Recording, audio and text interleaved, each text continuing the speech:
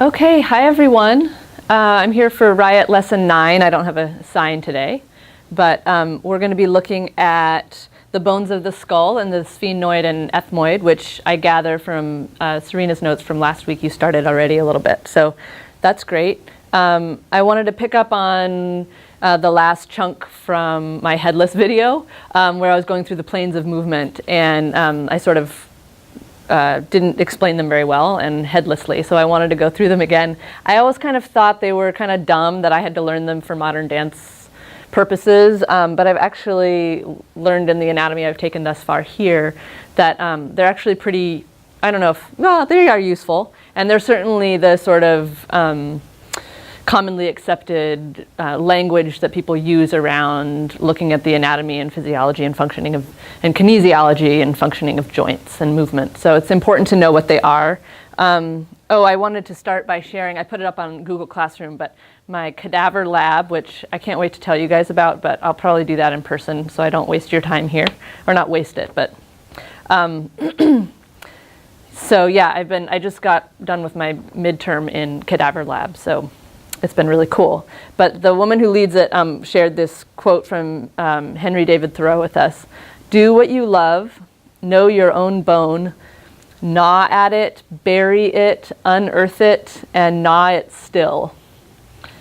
And I thought that was pretty cool for our purposes. So, yeah,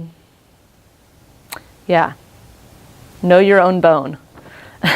Okay, so if we're looking at planes of movement,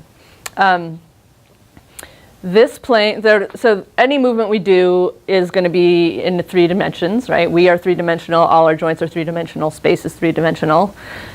So we can describe how a movement will express itself in one plane or another, knowing full well that in reality, in any movement, all 3 planes are part of any movement, right? But we can look at sort of dominant planes in a given movement, which is what we'll do now. So one of the planes, not the first plane, but a plane is, oh God, excuse me. Sorry, Marv. This is Marv, by the way. I don't think you've met Marv. He's new, or he's new to me. I actually got him from our Riot West compatriot, Brad Muhort, who graduated a year before I did. He's not using him anymore, so he's living at my office right now, but his name's Marv. He's a little crooked, but he does the job. Okay, so that's Marv, and this is movement happening in what's called either the transverse plane or the horizontal plane. You can think of it as like a tabletop.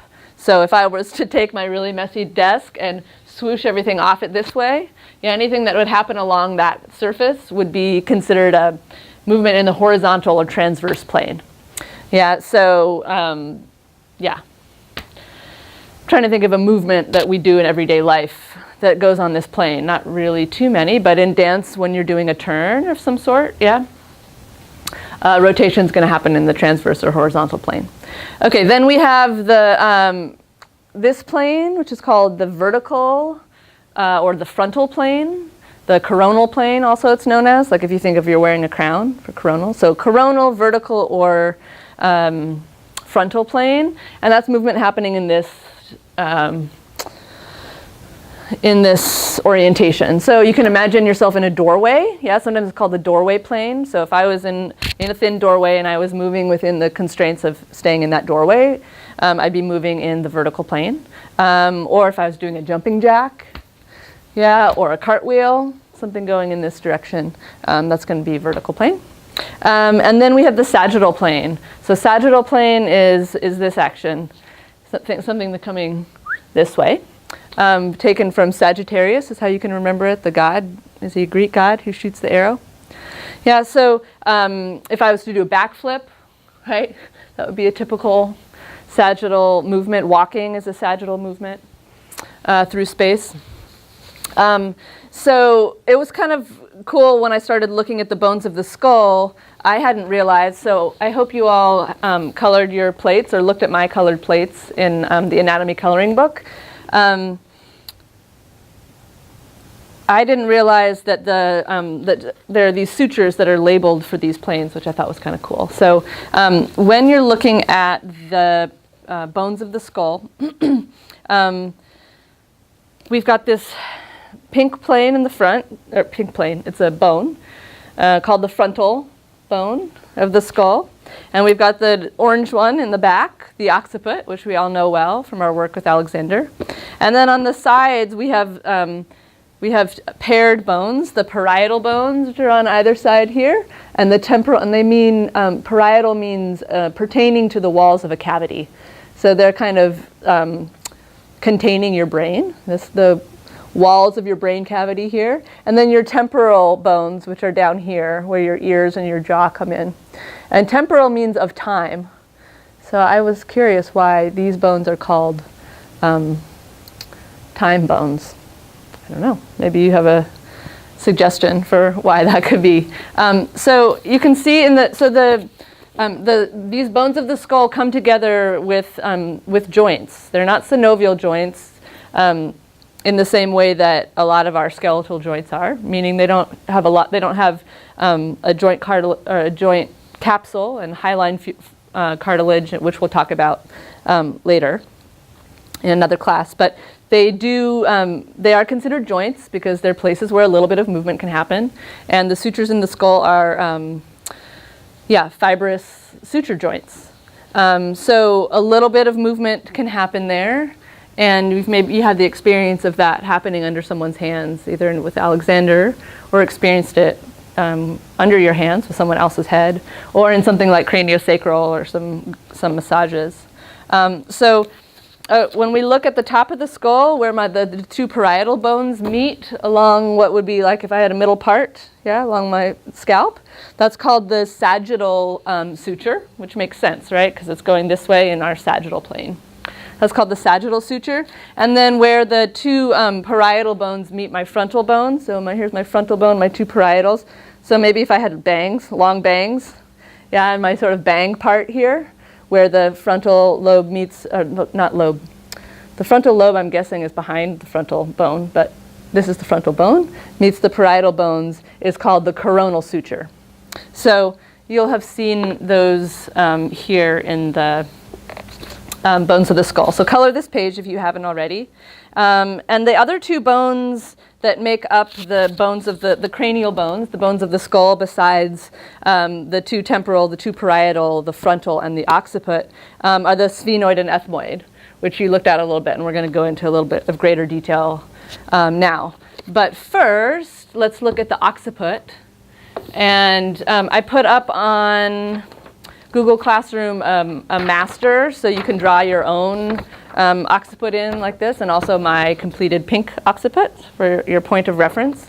So we know very well this back part of the head, the occiput, is Alexander people, which is here, this part. So this orientation, you're looking up at someone's skull from the bottom up, and these are the teeth, so that's the front, and this is the back of the head.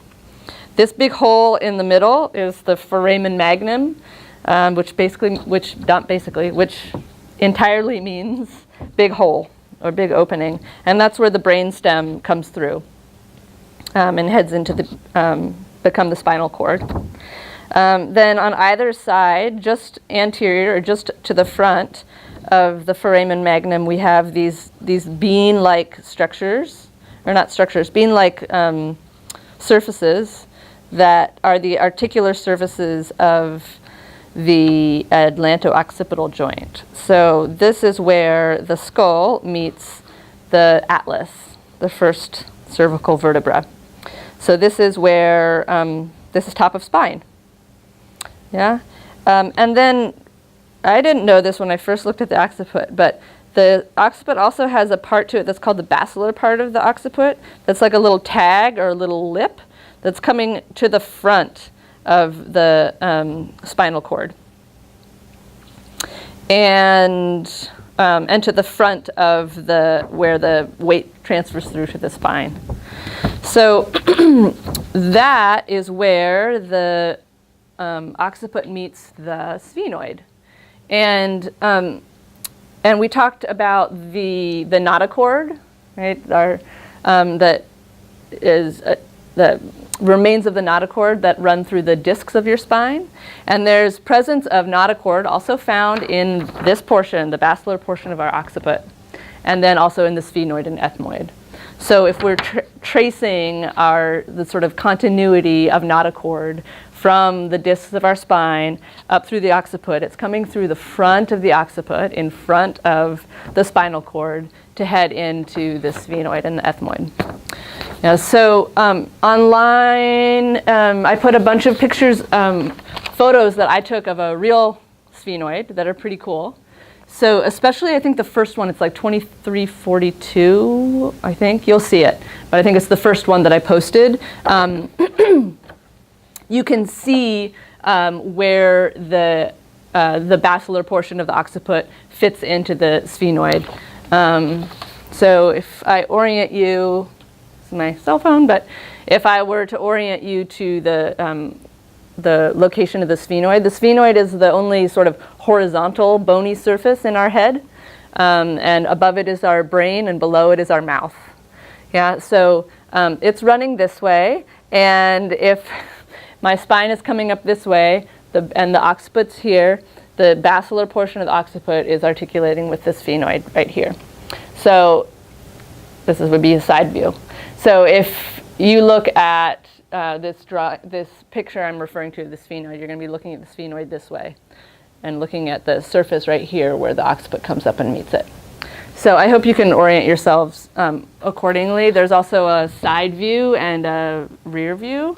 And in the Olson article, she also has a nice picture of a sphenoid here.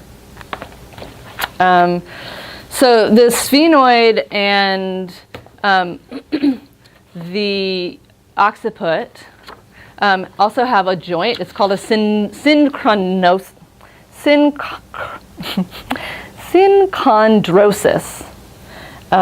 technically, which I think is another sort of kind of joint that's fibrocartilaginous, meaning not a whole lot of movement, but a place where two structures are coming together and forming a relationship where movement happens. That's kind of my basic definition of a joint. And I wanted to just see if I can show you kind of how that works. And also I posted, there's a YouTube video that can further demonstrate this with actual sort of models of an occiput and a sphenoid.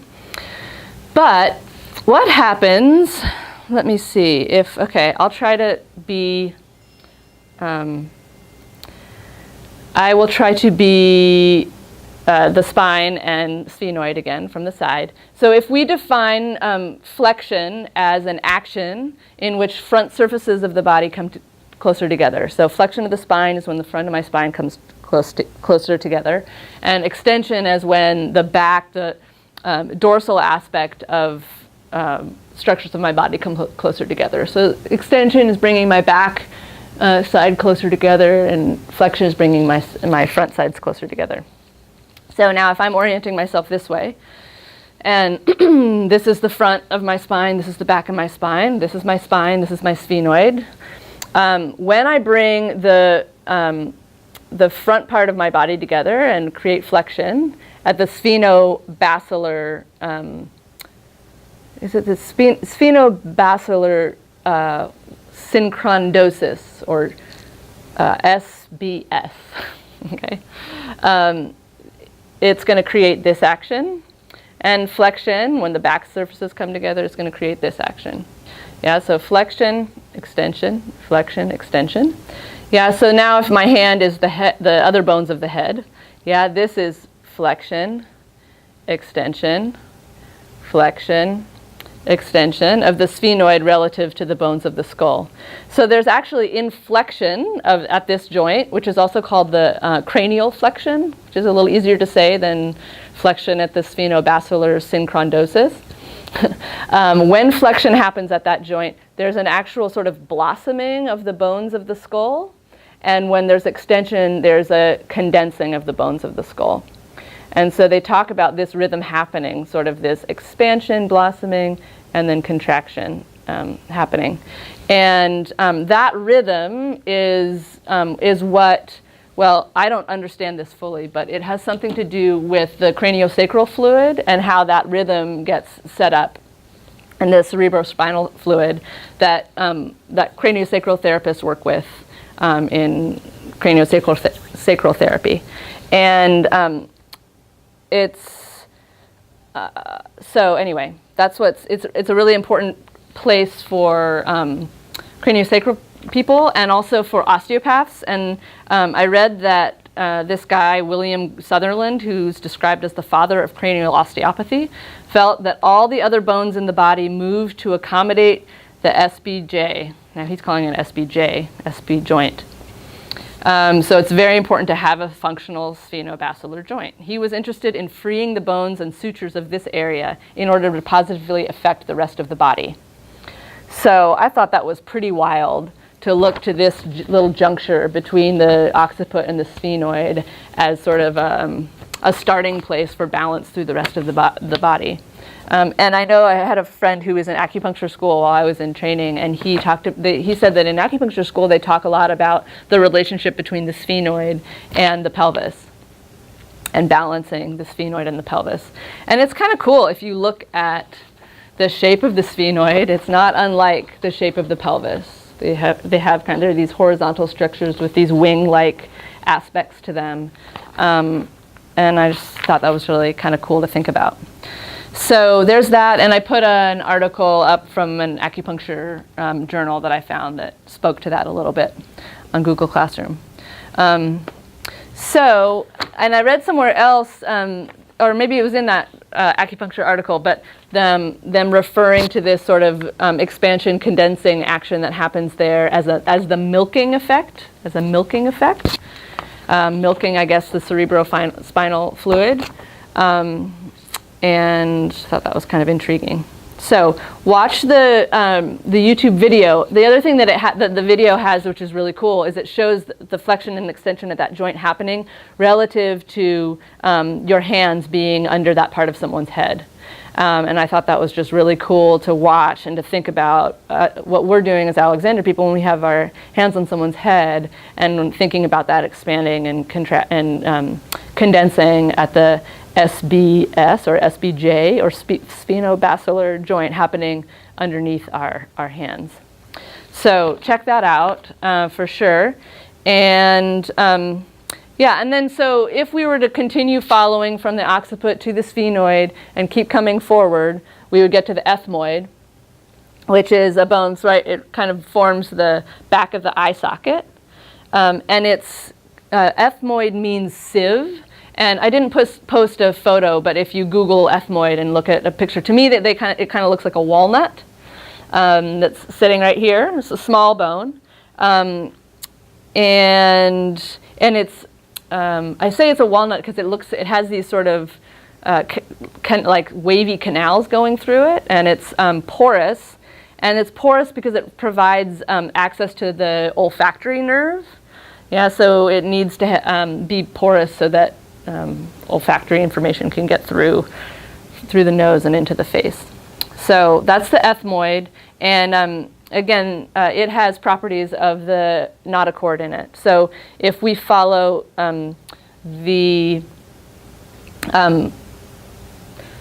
if we use I like to think of the occiput, sphenoid, ethmoid as being sort of an anatomical or physiological expression of forward and up.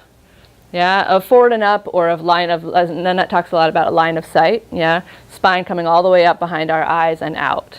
And just knowing that there's sort of an anatomical, embryological underpinning to that idea, I think is really cool. Probably too much to share with a student, certainly a beginning student, but for ourselves in our own practice, I think it's a really cool idea. I've also heard the ethmoid talked about as the hub of the wheel of your face. Yeah, so it kind of sits here and orients itself this way. And if you imagine my face like a wheel, the ethmoid is sort of the center, the hub of that wheel. So, yeah. Let's see. I wanted you to be sure you could identify the other important landmarks of the skull. If you look in Andrea Olson's book, she's got a nice little black and white drawing here. Also in Body Movable, There's some awesome, remember David Gorman is an Alexander teacher, so he spends a great deal of time on the skull and the top of the spine. So check out all his images on these structures are really great. But love you to know where the mastoid process is, yeah, both on someone else's skull and on your own, where the sternocleidomastoid connects, and also where the styloid process is. And these are funny little bones that we can't feel, but you'll see them in the drawings. There are these little, like pretty sharp little toothpick-looking aspects to our skull that come down. And one of the things they do is provide the ligamentous connection for the hyoid bone. So the hyoid is another one I would love you to know. And she talks about it here. The hyoid is a horseshoe-shaped bone here, right here. Where's mine? Feel it right here, yeah. So play around, see if you can find it. It's a little bit, yeah. It's the only bone in your body that isn't jointed to another bone. Yeah, so it's free floating, if you will, although it's tethered into the styloid process ligamentally, if that's a word. And then it has muscular connections that go from the hyoid up into the tongue and down into the larynx. So also an important area in terms of orienting, balancing, directing the relationship between our mouth and our throat and our voice. And we talked about, it's more of a kind of a muscle question. The hyoid has a lot of muscle attachments. And again, no bony attachments, but it's important to know where it is. So check out your hyoid and make sure you know where your mandible is. See how close it is to your ear, the opening for your ear. So your mandible is your jaw joint. And your TMJ is your temporomandibular joint. And so you hear people say, oh, I have TMJ. Well, we all have TMJ if we're lucky, meaning we all have a joint where our mandible connects to our temporal bone, otherwise known as our jaw. So TMJ is the word for the joint. So check out where that is, and remember that our jaw is a limb. Yeah, is not part of our support system. We don't have to hold onto our jaw to hold ourselves up. We know that. And let's see. I think that's kind of all I wanted to say about these structures. We're going to move on next class to talk about the atlas and the axis. But I thought it was kind of important to talk about what's happening sort of from a bony perspective in the face and in the skull a little bit before we start moving down. I thought it was interesting too, Andrea in the sidebar in that little article I gave a couple examples of kind of powerful experiences she had with her face and sort of this idea of a mask. And I don't know, I was just thinking about how much information is stored here in our face, both in our senses, and how much emotional information we get from looking at each other's faces, and wanting to, I don't know, get curious about, from an Alexander perspective, what happens with the face and how the bones of the face and the bones of the skull are so related to how we direct ourselves, especially since we're so concerned with what's happening at the top of the spine. And thinking to how people talked about FM having that light behind his eyes, or a lightness in his eyes, or being up behind the eyes, and just kind of thinking about what that means to behold in someone else, what that means to experience that for yourself. And maybe you could have a little discussion around that this weekend. So I think that's it for now. And yeah, I'll see you next time. Okay.